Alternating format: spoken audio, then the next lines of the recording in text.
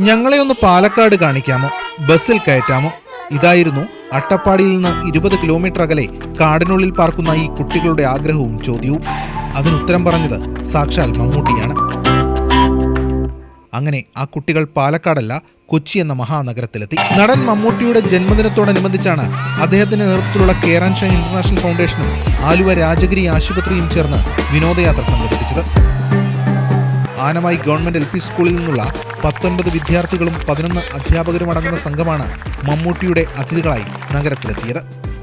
ഏവരും ഒരുമിച്ച് മെട്രോയിൽ കയറി. നെടുമ്പാശ്ശേരി വിമാനത്താവളത്തിലെത്തി വിമാനം പറക്കുന്നത് കണ്ടു. അതിനെ തൊട്ടു. ഒരു പൂ ചോദിച്ചപ്പോൾ ഒരു പൂക്കാലം തന്നെ ലഭിച്ചതിന്റെ സ്വപ്ന സാക്ഷാത്കാരത്തിലായിരുന്നു വിദ്യാർത്ഥികൾ.